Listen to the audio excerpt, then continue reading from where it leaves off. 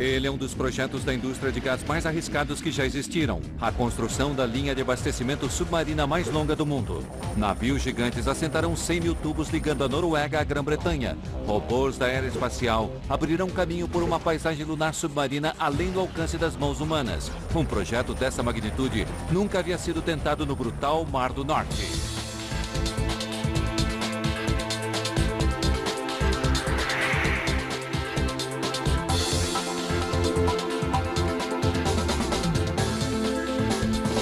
Obras incríveis. Super gasoduto. A 120 quilômetros do litoral da Noruega fica um dos maiores campos de gás submarinos do Mar do Norte. Com 40 quilômetros de comprimento e 10 de largura e contendo mais de 300 bilhões de metros cúbicos de gás, ele é chamado de Ormen Lange. Porém, ele está preso em uma sepultura de gelo a 3 mil metros abaixo da superfície do mar. Tão profundo e tão remoto que é considerado além do alcance do homem e da máquina. Mas os engenheiros da Norsk Hydro, a companhia energética norueguesa, decidiram que ele é tentador demais para ser ignorado, pois nele há gás suficiente para suprir 20% das necessidades de gás do Reino Unido durante 40 anos. Os engenheiros sabem que na Grã-Bretanha há um mercado para gás natural em expansão, pois o carvão que eles vêm usando tradicionalmente para impulsionar sua economia não está muito mais disponível. Os britânicos estão cada vez mais usando gás vindo de outros países para impulsionar as turbinas que geram eletricidades para lares e fábricas. Então, os engenheiros tiveram uma ideia. Ela levará 10 anos para se concretizar e custará 10 bilhões de dólares. Primeiro, eles irão perfurar o depósito gasoso de Ormen Lange, transportando o gás por 120 quilômetros até uma das maiores usinas de beneficiamento em Nyhamna, na Noruega. Em seguida, eles mandarão o gás processado para o Reino Unido pelo sistema de encanamento Langlet, numa distância total de 1.200 quilômetros. Construir o maior gasoduto submarino do mundo a essa distância, a essa profundidade, exige superar alguns problemas não tão simples. Eles terão de cavar quase 2.000 metros através do leito marinho para chegar ao campo de gás. E farão isso com a ajuda de uma plataforma construída no solo marítimo. Mas o primeiro problema é o Storegga Slide, a tubulação que tirará o gás do campo e o levará para a usina, que terá que acompanhar esse penhasco submarino de 300 metros. E o terreno desse solo marítimo é acidentado demais para se colocar a tubulação. Isso significa ter que abrir caminho por esse monstro. O gás por si só é uma perigosa mistura de entulho e água congelada que poderia explodir uma usina de beneficiamento. E então, eles estão adaptando o sistema para lidar com o gás de Ormen Lange. A usina é suficientemente grande para processar 70 milhões de metros cúbicos de gás por dia. Para fazer esse mega trabalho, eles reuniram os maiores navios industriais do mundo, cada um deles designado para uma fase específica da construção submarina. Aqui no bravio Mar do Norte, os trabalhadores estão confinados ao fim do mundo. Abaixo das ondas, o trabalho mais vigoroso é feito por estes ROVs, que são veículos submarinos operados remotamente. Eles são uma fantástica nova raça de máquinas, tão avançadas tecnologicamente que parecem seres de ficção científica. É um desafio monumental, mas que foi possível devido à fantástica quantidade de dinheiro aplicado pela indústria de gás. Mas será que esses engenheiros estão indo longe demais? Será que eles poderão transformar esse sonho em realidade ou ele se transformará em um pesadelo da engenharia? Primeiro, eles procuram em toda parte por uma plataforma de gás que funcione nesse mar violento. Os projetos atuais não servem. O tempo aqui é muito instável e o mar é muito profundo. Em seguida, eles sugerem uma solução revolucionária. Se não é possível trazer o gás para cima até a plataforma, por que não levar a plataforma até o gás? Dentro desse armazém em Torsberg, no litoral da Noruega, a peça-chave para a solução desse desafio da engenharia está sendo arquitetada. É um passo ousado. Os engenheiros estão combinando a função de uma plataforma de superfície com uma plataforma submarina. É chamada de Templário, a plataforma submarina que guia as perfuratrizes através do campo de gás e controla o fluxo do poço. As plataformas de gás convencionais são estruturas na superfície marinha, controladas por um exército de trabalhadores. Neste caso, a plataforma é baixada até o solo marinho, longe do perigoso clima do Mar do Norte. Em seguida, um navio perfuratriz se atraca nela e de cima guia as perfuratrizes através do campo de gás. Quando a perfuração termina o serviço e o gás está fluindo, o navio perfuratriz parte deixando o Templário controlar os poços. 4 desses monstros serão montados no solo marinho. Através deles, um total de 24 poços terá a capacidade de tirar mais de 70 milhões de metros cúbicos por dia do campo de gás. Depois disso, o Templário irá direcionar e controlar o fluxo de gás até uma usina na praia. A unidade toda será operada por controle remoto a partir de um centro distante 120 quilômetros dali. Richard Bainon é engenheiro submarino. A principal dificuldade aqui é a escuridão. É difícil acertar o trabalho. É preciso deixar o equipamento muito caro no solo, colocá-lo junto com os robôs e ter certeza de que não vai vazar. Fora isso, é fácil.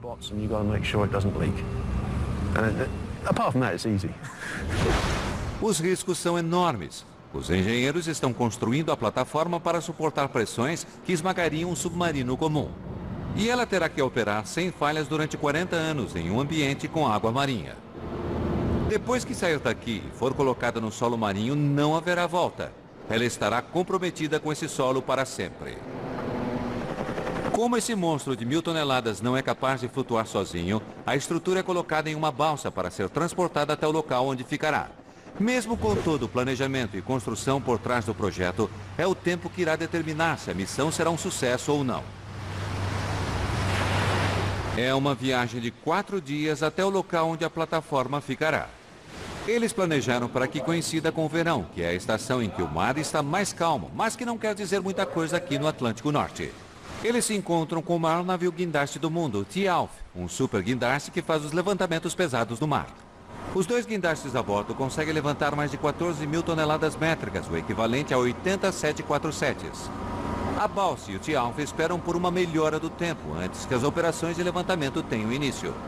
O contrato para instalar este componente submarino vale 21 milhões de dólares. Com tanta coisa em risco, eles fazem um ensaio na praia antes. O guindaste e os operadores Hoves simulam a descida em um mundo submarino virtual em 3D, similar com o qual eles estarão trabalhando. Eles praticam tendo contra eles o clima, a profundidade e o peso. Agora está na hora do trabalho de verdade. As linhas estão conectadas e o rebaixamento começa. É sua única chance. Se eles errarem e baixarem a plataforma no lugar errado, terão de construir outra, e isso atrasará o projeto em 1 ano. Máquinas controladas por computador seguram o navio guindaste acima do local do rebaixamento. À medida que a plataforma desce, os Hoves submarinos entram em ação. Agindo agora como os olhos na operação, eles enviam um feedback em vídeo à sala de controle. Os engenheiros procuram um problema na plataforma à medida que a pressão aumenta. 1000 metros abaixo, o Hove fornece imagens ao operador de vídeo do guindaste que ajusta os controles segundo as orientações. Eles precisam se manter o mais próximo possível do alvo e mantêm o rebaixamento mesmo quando a plataforma está a alguns metros apenas do solo do oceano. Não há como parar agora. A plataforma está no fundo e é tão pesada que as pernas na base afundaram 8 metros no solo marinho. Mas os engenheiros não saberão se colocaram a plataforma no local exato até checarem as coordenadas. A leitura mostra que a plataforma está 40 centímetros dentro de seu alvo, distância suficiente para que este seja considerado um rebaixamento perfeito e conseguido a 1000 metros acima sob a força de um mar violento. Agora que o Templário foi posicionado com sucesso, o próximo passo será drenar o campo de gás. Levará 2 anos para perfurar os primeiros 8 poços e eles precisarão estar prontos antes que o gasoduto possa ser conectado. Um navio perfuratriz especializado, o West Navigator, está se posicionando sobre o campo de gás. Os poços de gás do Ormen Lange serão os maiores poços submarinos perfurados em todo o mundo. Os engenheiros perfuram o campo com uma cabeça de perfuratriz operada do navio. Depois de montado, o tubo é baixado através do fundo do navio a 1000 metros até o Templário. Daqui, a cabeça de perfuratriz baixará outros 2.000 metros, solo marinho adentro, até o depósito de gás no fundo do mar. Em seguida, ele passará através dos bolsões de gás. Cada passo do caminho é monitorado e registrado em um banco de dados virtual, que é usado pelos engenheiros e topógrafos para localizar o próximo local de perfuração. Em terra, a equipe precisa contar com a ajuda do Cave, um incrível mundo submarino em 3D. Passando virtualmente sobre o solo marinho e pelos campos de gás, eles conseguem localizar as partes mais promissoras do depósito. Jens Grimsgaard consegue monitorar o movimento da perfuratriz através do Cave. Com esse controle, eu posso navegar nesse mundo, usando apenas esta ponta. Usando apenas os movimentos das minhas mãos, consigo me locomover pelo reservatório.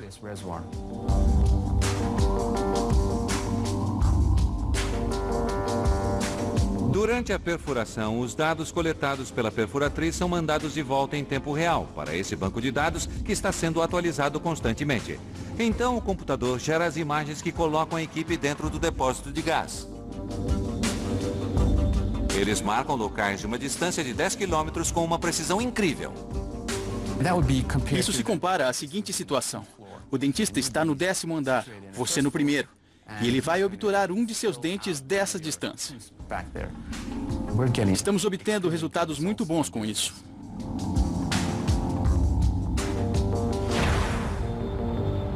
O Templário tira sua força da Terra através de um cabo de controle de 125 quilômetros de comprimento chamado umbilical. Esse cabo transporta quantidades enormes de eletricidade, o suficiente para alimentar 20.000 lares. Dentro desse cabo umbilical existem 2 tubos combinados que transportam fluido hidráulico, fibras óticas e cabos elétricos. As soldas nestes tubos precisam ser muito fortes. Este é o combustível e a conexão de controle ao Templário. Sem isso, o Templário seria apenas 1.000 toneladas de metal inútil no fundo do Atlântico Norte. Pelo fato de ser tão longo, o cabo é construído em uma fábrica ao lado do dique. À medida que vai sendo feito, ele vai sendo alimentado dentro de uma grande piscina no deck do Skandi Neptune. Depois que os 120 quilômetros de cabo contínuo forem enrolados, ele irá para o campo de gás de Ormen Lange para conectar a sala de controle a 4 templários submarinos. Mas agora, eles precisam preparar o solo marinho. O fundo do oceano sob o Mar do Norte é um lugar traiçoeiro. E como estamos para descobrir, os engenheiros que estão construindo o gasoduto submarino mais longo do mundo estão enfrentando uma série de problemas. Há 8.000 anos, 2 partes da Noruega, cada uma com 300 quilômetros quadrados, escorregaram mar adentro, causando uma mega tsunami. O deslizamento de terra conhecido na Noruega como Storrega criou uma falha imensa na topografia do oceano. O campo de gás de Ormen Lange está na borda do Storrega, preso dentro de uma enorme depressão criada pelo deslizamento. Essa tragédia submarina criou um solo marinho montanhoso, com picos de 25 a 55 metros de altura. Porém, a maior preocupação para o Hydro é como erguer o gasoduto na inclinação do Storrega, cuja face tem 300 metros de altura. A topografia do solo do oceano revela um solo marinho acidentado, mas os sedimentos instáveis desapareceram há muitos anos. A rocha agora está mais do que suficientemente estável e seria preciso uma nova idade do gelo para quebrá-la novamente. Mas os estudos os conscientizaram sobre as condições no fundo do mar e do caminho que precisarão desobstruir para instalar o encanamento que ligará a plataforma de gás submarina à Terra. Primeiro, eles precisam construir um modelo 3D do solo marítimo e descobrir o caminho mais fácil. E para isso, eles criaram um programa de realidade virtual. A indústria pesqueira no Mar do Norte é enorme e o Hydro vai ter que se certificar de que o gasoduto não danificará os recifes onde os peixes se alimentam e onde os barcos pesqueiros trabalham.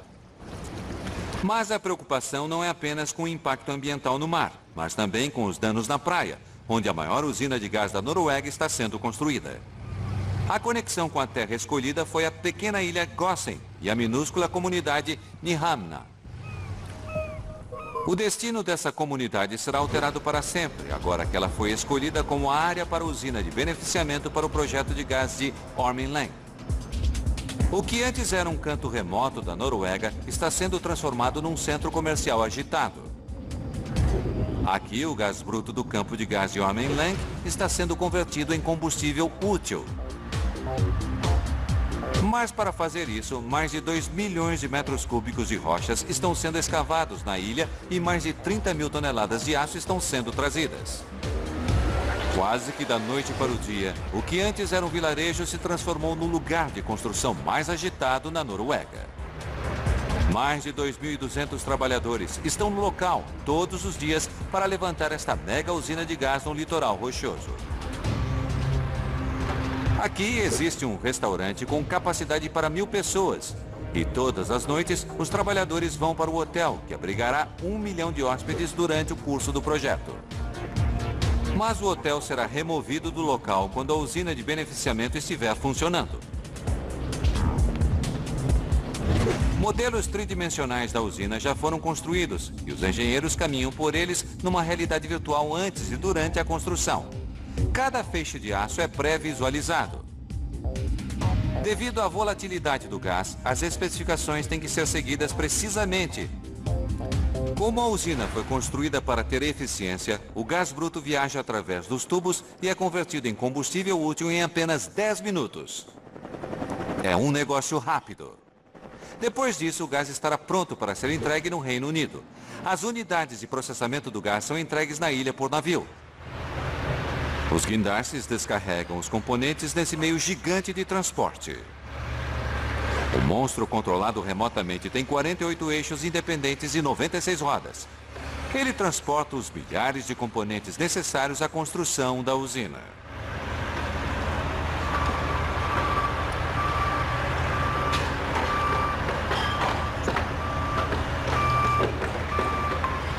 Em terra, os trabalhadores têm um relacionamento de trabalho íntimo com o local. Mas no oceano, os funcionários transferem seu trabalho para controles. No mar, o trabalho submarino, desde o assentamento dos tubos até os levantamentos pesados, é feito com ROVs, veículos operados remotamente. E isso exige vários tipos desses veículos e pessoas para operá-los. Nesse galpão foi construído um tanque de simulação para que o pessoal da praia pudesse treinar o controle dos ROVs. Aqui eles simulam projetos que acontecerão em terra.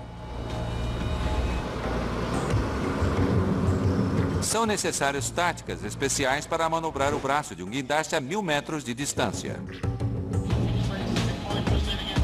Câmeras múltiplas permitem que os operadores vejam o que está acontecendo. Depois desse intenso treinamento com os ROVs, eles são mandados para o mar, onde os riscos são altos e onde não há uma segunda chance. Esta é uma unidade terminal na extremidade do gasoduto, ou PLET. É uma grande máquina para uma tarefa simples. Ela conecta o templário submarino ou poço de gás ao gasoduto de Ormen-Lange. Mas não é tão simples assim. Com 35 metros de comprimento e 30 de largura, esse aparelho de 350 toneladas está sendo baixado a uma distância de 1.000 metros até o solo marítimo. Agora que ele está no fundo do oceano, os engenheiros montam seus componentes, chamados de montios. Esses componentes fazem uma conexão importante entre o templário e o encanamento que leva o gás até Nyhamna. Todas as conexões a essa profundidade são feitas com veículos operados remotamente.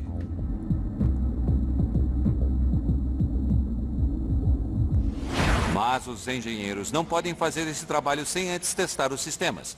Thomas Burnett é o gerente.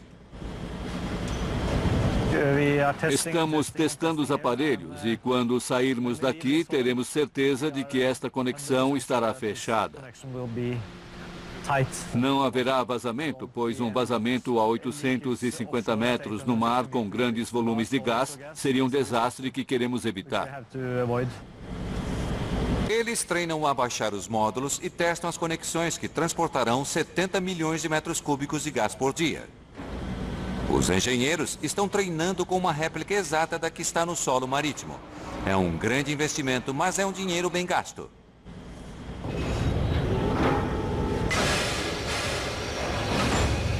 Ao redor do módulo de conexão existe uma gaiola de aço que a protege contra os objetos que possam cair dos navios e barcos de pesca.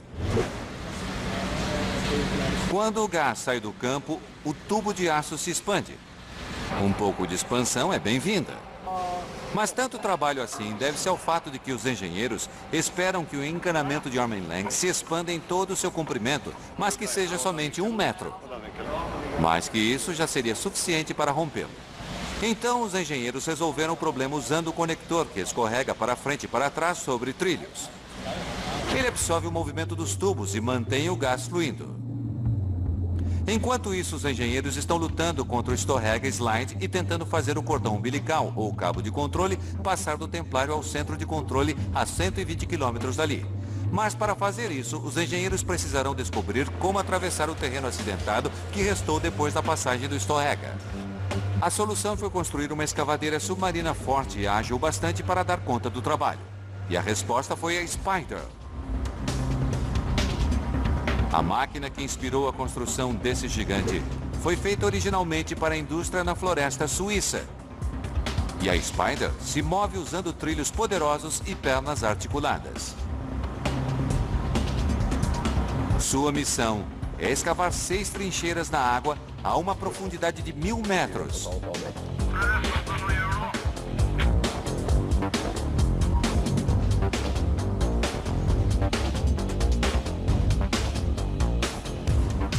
A maior delas é uma trincheira de 4 metros de largura por 4 de profundidade.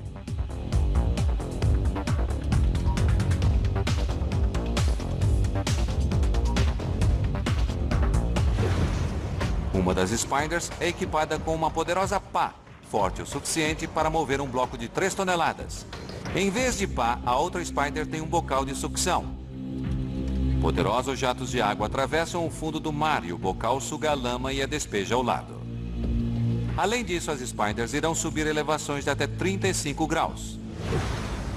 Há sensores em todas as partes móveis, conectados através de um cabo que sai de um navio de apoio que está flutuando acima do local e monitorando seu progresso. O cordão umbilical transporta energia e cabos de controle e permite que os operadores manipulem a Spider de 6 metros de comprimento dentro de uma precisão de 10 centímetros. 10 centímetros a partir de 1000 metros acima. É uma mobilização sem precedentes em se tratando de robôs tão ágeis e complicados. Ao todo, estes 2 campeões de escavação conseguem cavar 3.500 metros cúbicos de solo, criando um caminho seguro para o gasoduto. O Langlet, que se estende por 1.200 quilômetros da Noruega ao Reino Unido, será o maior gasoduto submarino do mundo. O trabalho requer 1/3 da capacidade de produção de todos os gasodutos do mundo combinados. Com mais de 1 milhão de toneladas de aço, o valor do contrato para a construção desse gasoduto será de inimagináveis 700 milhões de dólares. Langlet usa tubos de mais de 1 metro de diâmetro e cada um deles terá que ser capaz de aguentar a enorme pressão no solo marinho pelos próximos 40 anos.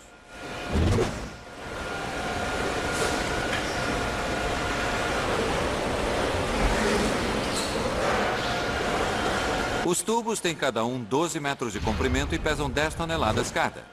Outras 10 toneladas de concreto e metal são adicionadas para lhes dar peso suficiente para ficar no solo do oceano. Será necessário um total de 100 mil tubos de aço para ligar a Noruega ao Reino Unido. Isso inclui mais de 1 milhão de toneladas de concreto e 25 mil toneladas de aço para reforço. Robert Payne é o homem responsável pela integridade do gasoduto que está sendo montado. Cada junção de tubo pesa cerca de 20 toneladas, são cerca de 10 toneladas de aço e 10 de concreto. O concreto vai dentro de um fio na fundação para ajudar a manter tudo junto. Tem tanto volume por dentro que toda vez que é baixado ao solo marinho e fica cheio de ar, sua tendência é flutuar, e o concreto força o ar para o leito marinho. Cada um dos 100 mil tubos sai numerado da fábrica, destinado a uma localização específica no gasoduto.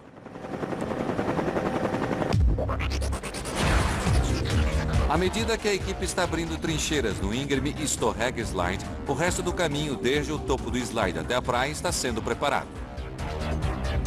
Este é o Island Frontier, um navio de última geração que combina 2 tipos de escavação de trincheiras dentro de uma poderosa máquina. Os engenheiros fazem a topografia das áreas achadas para não enterrar o gasoduto cavando uma trincheira através do fundo arenoso. O que eles descobrem não é nada bom. O fundo arenoso, na verdade, é argila, endurecida como se fosse concreto.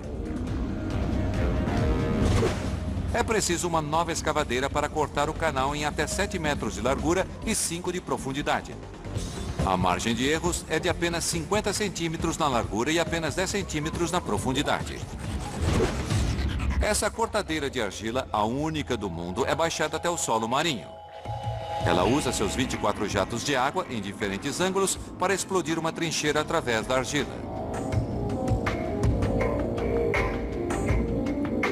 Suspenso acima está o propulsor de 4 toneladas. O propulsor engole grandes volumes d'água marinha ao redor, levando-a sob alta pressão em direção ao solo marinho, tirando o entulho da trincheira.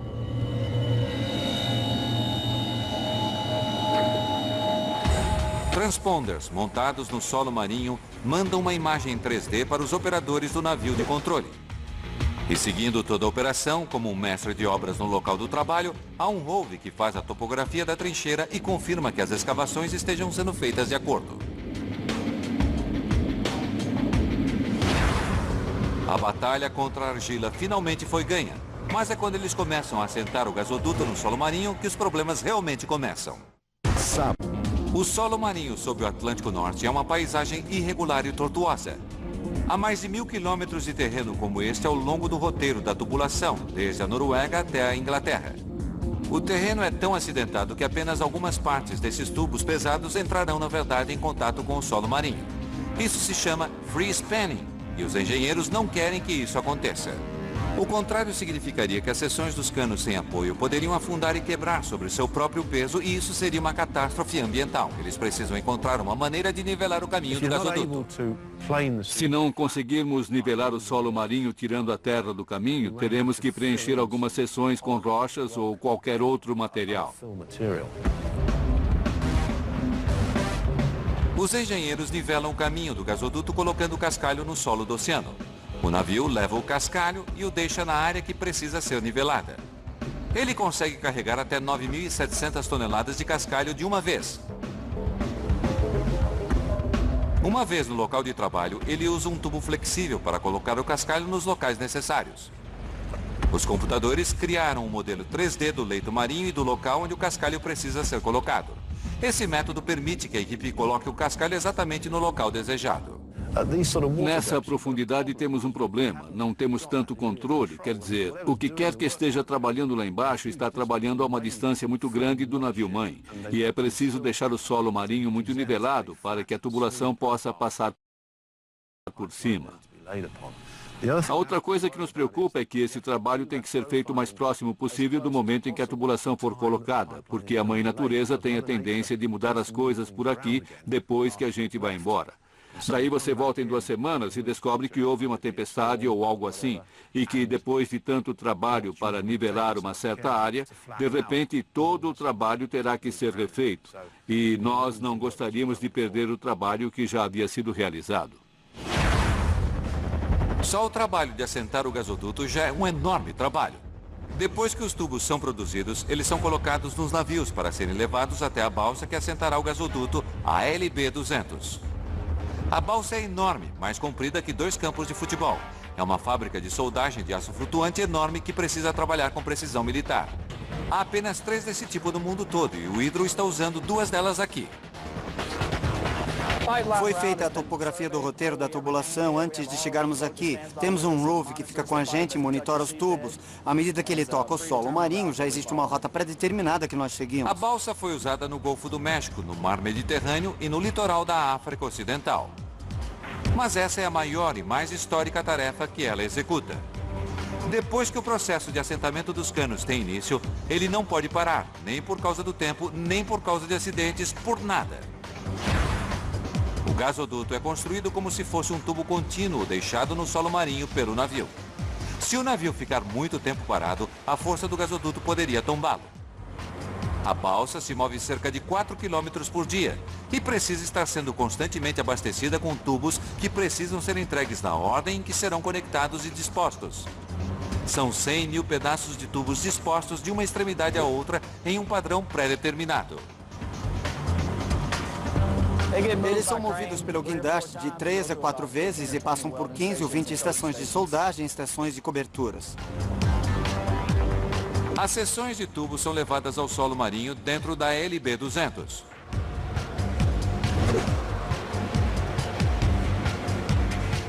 Aqui os soldadores estão divididos em equipes. Seu trabalho é criar seções chamadas de junções duplas. Essas seções têm 24 metros de comprimento. Há muita coisa em risco. Os tubos precisam ser unidos de maneira que não haja chance de vazamento. E a linha de produção precisa manter um passo estável. Toda a operação está sendo monitorada por engenheiros que, com a ajuda de videocâmeras, acompanham o processo tanto dentro quanto fora do tubo. É uma tecnologia incrível, mas os fundamentos são muito simples.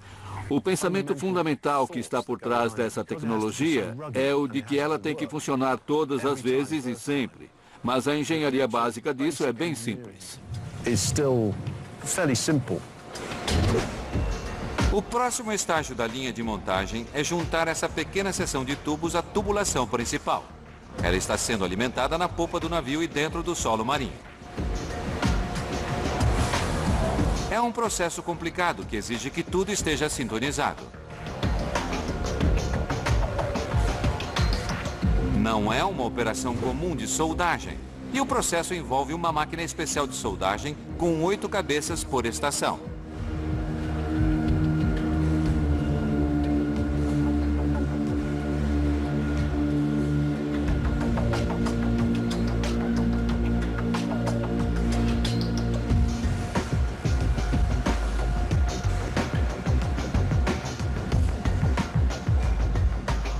Passando através de cada estação de soldagem em 7 minutos, o tubo é verificado por uma máquina de ultrassom.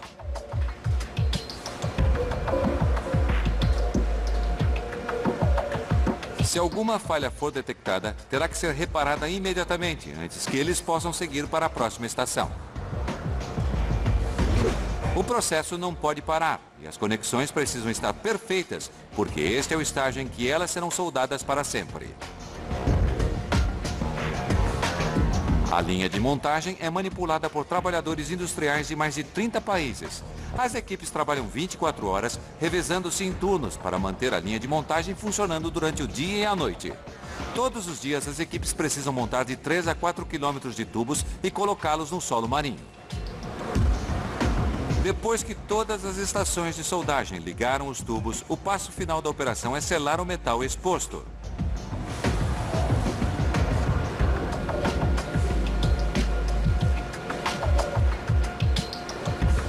Ele é coberto com um plástico protetor que encolhe se for submetido ao calor. Sem esse plástico, o tubo de aço se corroeria na água do mar.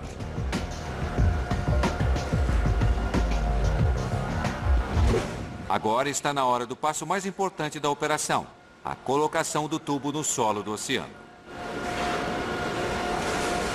A seção onde os tubos foram soldados é coberta com uma espuma para proteger a junção soldada durante a descida. Os decks são desobstruídos e o tubo está pronto para sua viagem até o fundo do mar. Um tensor de borracha agarra o gasoduto e o mantém no lugar à medida que ele vai saindo da balsa. À medida que o tubo entra no oceano, ele começa a afundar e começa a pressão sobre todo o gasoduto, que está pendendo abaixo do navio. Sem a tensão exata, o tubo poderia quebrar como um palito de fósforo. O tubo sai da parte de trás da balsa, que é chamada de configuração em S. Então, o tubo sai dali e é baixado até o solo marinho. Como aquele S do tubo sem apoio não pode ficar sobre seu próprio peso, para mantê-lo sob controle é preciso uma grande tensão para evitar que ele caia sob seu próprio peso. So to keep it under control, you've got to keep that under a huge tension to stop it from just collapsing under its own weight. O tubo é baixado, a balsa avança 24 metros e nem 1 metro a mais. Com essa operação, a LB-200 está capacitada para depositar 100 quilômetros de tubulação por mês, desde que o caminho esteja livre. E livrar o caminho é um processo complicado. Nessas seções, em particular da rota da tubulação, eles precisam de uma trincheira de 2 metros de profundidade.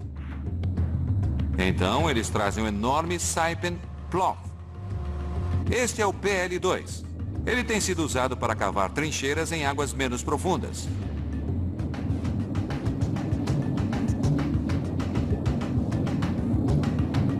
Ele é baixado até o solo marinho sobre o tubo de 1 metro de diâmetro, onde suas fortes garras entram em ação. Em seguida, enquanto o navio o impulsiona para frente, o Plough corta uma trincheira de 5 metros de largura e 2 metros de profundidade. Para preencher a trincheira, o PL-2 segue logo atrás para cobrir o tubo com uma camada protetora de areia. Na fase de projetos, ficou decidido que eles trariam o gás do campo de Ormen Lange até a usina de beneficiamento em Nyhamna e depois construiriam outros 1.200 quilômetros de encanamento até a Grã-Bretanha. Na marca do quilômetro 600, a linha é quebrada e conectada à plataforma Sleipner-Heiser. Essa plataforma funciona como uma sonda, monitorando os 70 milhões de metros cúbicos de gás que fluirão para dentro do Reino Unido todos os dias. Mas o fato de ligar a tubulação à plataforma cria uma nova dor de cabeça de engenharia. Os robôs submarinos são capazes de dispor os tubos e conectá-los aos que saem da plataforma. Um imenso guindaste submarino leva-os para sua posição, mas quando eles estão prestes a se encaixar, não há tecnologia para substituir seres humanos para fazer a conexão final. Então os soldadores são obrigados a se transformar em mergulhadores também. Pronto para descer? Tem certeza? Ele está pronto. Obrigado.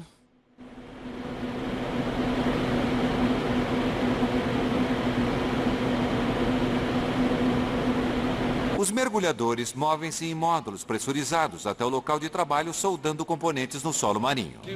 Tem um à sua esquerda. Veja se consegue movê-lo até uma orientação que seja boa para vocês. Hey, you're clear of that, Dearman?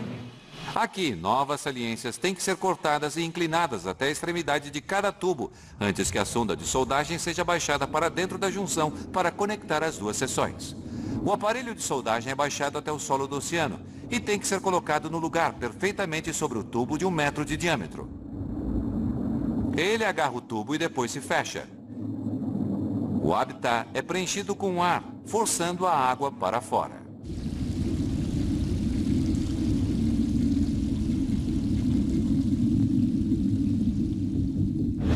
Na superfície, o mergulhador supervisor usa câmeras para ficar de olhos neles e ficar alerta a qualquer perigo.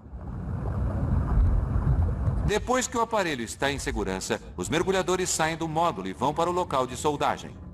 Ali dentro, os soldadores mergulhadores fazem a última conexão. É um procedimento complicado e perigoso. Os soldadores estão confinados a essa pequena sala a 72 metros, abaixo da superfície, e se alguma coisa der errado, não haverá por onde sair. Enquanto cada solda vai sendo terminada, o engenheiro que está verificando tudo de um monitor lá em cima no navio pode inspecionar o trabalho. Essa última solda completa a conexão de Isenton à plataforma Sleipner de gás, na metade do caminho a partir da Noruega.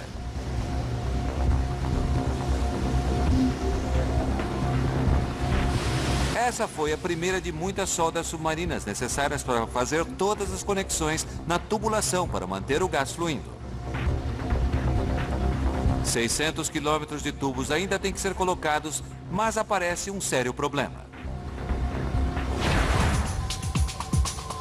Um misterioso navio naufragado foi encontrado a 500 metros do litoral, no caminho deles, e não tem como dar a volta. O navio naufragado está bem no caminho do gasoduto, e eles não têm outra escolha senão interromper o trabalho. Eles procuram por rotas alternativas, mas o terreno no fundo do oceano, perto do litoral, impede que o gasoduto passe ao redor do navio. Eles precisam passar através dele. Mas antes que possam fazer isso, eles decidem estudar o navio e recuperar o maior número de artefatos que conseguirem. O problema é que o navio naufragado está repousando sobre 200 metros da água, bem além do alcance dos locais dos mergulhos arqueológicos. Marek Jasinski é professor de arqueologia marinha e sua equipe foi chamada para fazer uma pesquisa sobre o navio a 500 metros do porto. Eu acho que eles não ficaram muito felizes quando descobriram que tinha um navio no caminho. Essa descoberta pode ter impedido o avanço do gasoduto, mas para os arqueólogos foi uma oportunidade fantástica de escavar e recuperar um pedaço da história. Mas já é bem difícil fazer uma escavação arqueológica comum no raso. E a essa profundidade, isso é considerado quase impossível. Então, a equipe pede a ajuda dos engenheiros do Oren Lang e utiliza um ROV que possa fazer a recuperação arqueológica para eles. Esses veículos, de repente, se tornam a nova geração de ferramentas para os arqueólogos.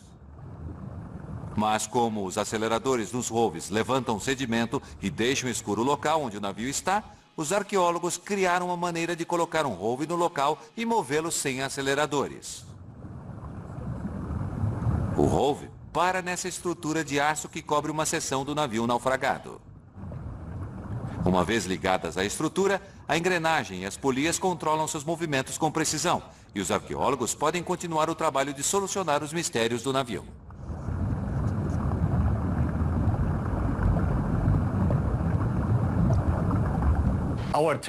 Nossa teoria é a de que o navio estava a caminho de Arkhanghelsk, no norte da Rússia, e que ele fazia parte de uma rede de comércio com o Ocidente, Europa e norte da Rússia.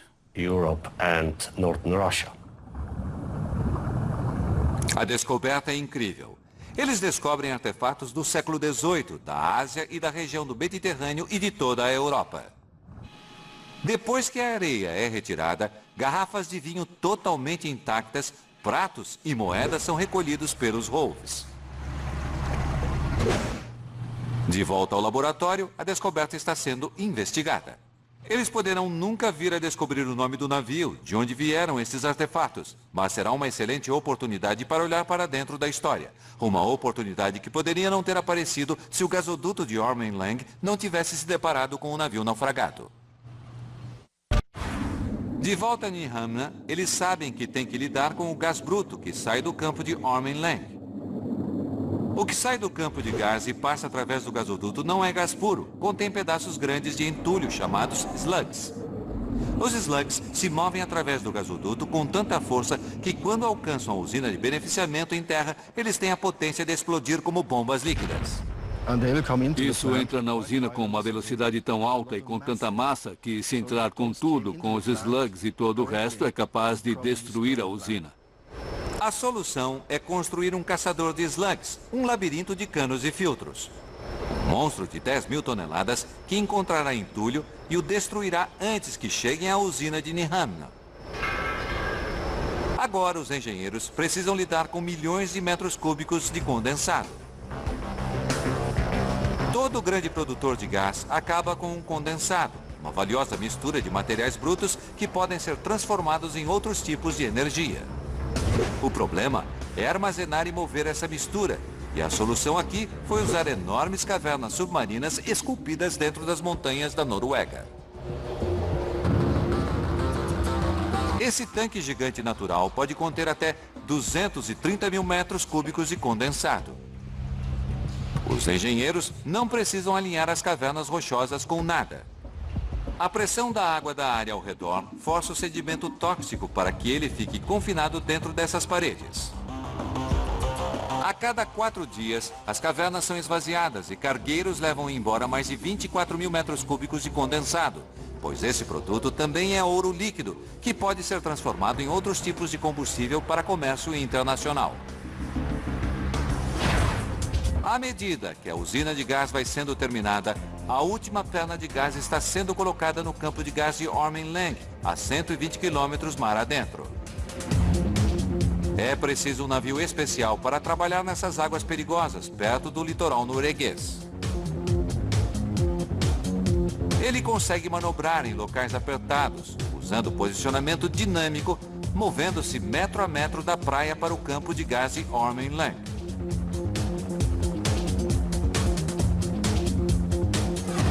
Aqui, próximo ao campo de gás, o Solitaire alcança os limites de suas habilidades como acetador de tubos e não pode ir mais além.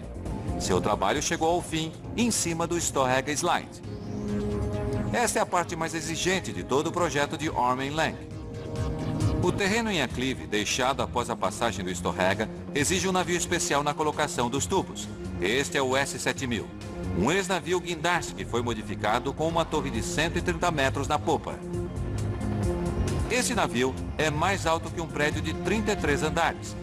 É uma fábrica flutuante e é tão grande que a gente pode facilmente esquecer que está a 100 quilômetros mar adentro no Mar do Norte.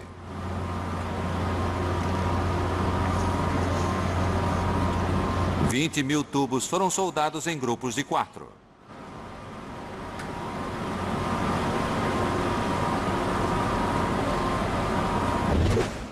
O atual tubo, de 48 metros de comprimento, é levantado até uma torre de 130 metros e depois baixado até o gasoduto.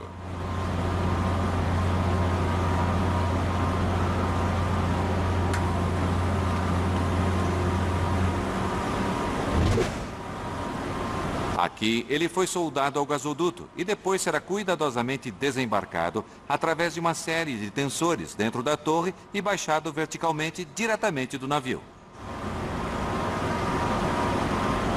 Toda a operação levará um mês e será a conexão final do Templário até Nyhamna. Quando o elo final estiver pronto, os engenheiros terão feito o que parecia impossível: construir um supergasoduto através de um dos terrenos submarinos mais acidentados do planeta. A pergunta é, será que esse supergasoduto irá funcionar? Independentemente de qualquer coisa, esse projeto foi um salto gigante na tecnologia da engenharia submarina. Os avanços tecnológicos feitos aqui poderão muito bem acabar sendo usados nos impenetráveis campos de gás do Ártico. Quando o gasoduto estiver em pleno funcionamento, um exército enorme de mergulhadores, soldadores, engenheiros e funcionários da construção já estarão trabalhando em outros projetos, deixando para trás um super gasoduto escondido no fundo do Mar do Norte. Versão Marshmallow São Paulo.